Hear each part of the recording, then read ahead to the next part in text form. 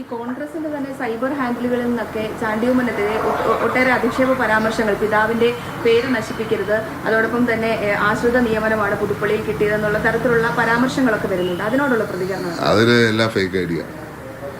അത് ഇപ്പം എനിക്കെതിരെ സ്ഥിരമുള്ളൊരു കലാപരിപാടി ഇടയ്ക്കിടയ്ക്ക്. ഇപ്പം എൻ്റെ പിതാവിൻ്റെ ആരോഗ്യം സംബന്ധിച്ച് ഇതേ ആൾക്കാർ ഇതേ പരിപാടി കാണിച്ചിട്ടുണ്ട്. അപ്പം അത് കോൺഗ്രസിനോട് വിരോധമുള്ളവർ ചെയ്യുന്നതാണ്. കോൺഗ്രസ്സുകാരൊന്നുമല്ല അവർ. കോൺഗ്രസിൻ്റെ പേരൊന്നും നിങ്ങൾ അവർക്ക് ചാർത്തി കൊടുക്കണ്ട. ഞാൻ കോൺഗ്രസ് പാർട്ടിക്കെതിരെ ഒരു നിലപാടെടുത്തിട്ടില്ല, എടുക്കത്തില്ല. പ്രതിപക്ഷ നേതാവ് ചെയ്തത് ഞാൻ പറഞ്ഞിട്ടുണ്ട്. നിങ്ങൾ പറയാത്ത കാര്യം എൻ്റെ വായിൽ കുരുത്തി തിരികെ എന്ത് ചെയ്യാൻ പറ്റും? ഞാൻ പറയാത്ത കാര്യമാണ് നിങ്ങൾ പറഞ്ഞിരിക്കുന്നത്. അപ്പോൾ ഈ ചുമതല നൽകിയില്ല എന്നുള്ളൊരു അതൃപ്തി ഇല്ല. ഞാൻ പറഞ്ഞതെല്ലാം പറഞ്ഞതാണ്. പക്ഷേ പ്രതിപക്ഷ നേതാവാണ് ഉത്തരവാദി. ഞാൻ പറഞ്ഞിട്ടുണ്ടോ? എവിടെയെങ്കിലും ഞാൻ പറഞ്ഞിട്ടുണ്ടോ പ്രതിപക്ഷ നേതാവാണ് ഉത്തരവാദി? ഞാൻ പറഞ്ഞിട്ടില്ല. അതിനകത്ത് ആർക്കാണ് ഉത്തരവാദി? ഞാൻ ആ ചർച്ചയ്ക്ക് ഞാൻ പോകുന്നില്ല ഇനി. കാരണം നിങ്ങൾ ഞാൻ പറയുന്നതിനപ്പുറം കാര്യങ്ങൾ കൊണ്ടുപോവുകയാണ്.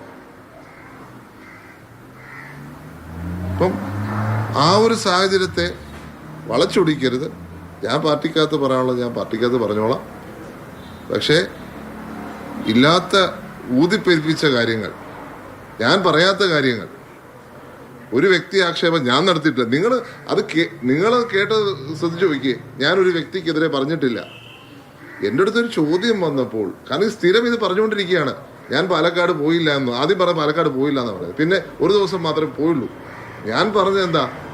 ചുമതലകൾ ഇല്ലാത്ത സാഹചര്യത്തിൽ, മറ്റെല്ലാവർക്കും കൊടുത്ത സാഹചര്യം എനിക്ക് ഇല്ലായിരുന്ന സാഹചര്യത്തിൽ പാർട്ടി പറയുന്ന അനുസരിച്ച് മാത്രം പോയാൽ മതി എന്ന് തീരുമാനിച്ചോളൂ. പാർട്ടി പറയുന്നതിനപ്പുറം പോകണ്ടെന്നാണ് എൻ്റെ അർത്ഥം. എന്ത് ചെയ്യാൻ പറ്റും? മാധ്യമപ്രവർത്തകർ ഇങ്ങനെ, ഞാനിതിനപ്പുറം എന്താ പറഞ്ഞത്? അതിനെ നിങ്ങൾ ഏത് തലത്തിലേക്കാണ് കൊണ്ടുപോയത്? ഇന്നലെ വൈകിട്ട് മൊത്തം ചർച്ചയാണ്. ഈ ചർച്ച എനിക്ക് സത്യം പറഞ്ഞാൽ എന്തിന്റെ അടിസ്ഥാനത്തിലാണ് ഈ ചർച്ച നടത്തിയതെന്ന് എനിക്ക് മനസ്സിലാവും. അല്ലാതെ ഞങ്ങൾ സംസാരിച്ചോളാം, അതേമായിട്ട് ഞാൻ സംസാരിച്ചോളാം വേണ്ട സമയത്ത്.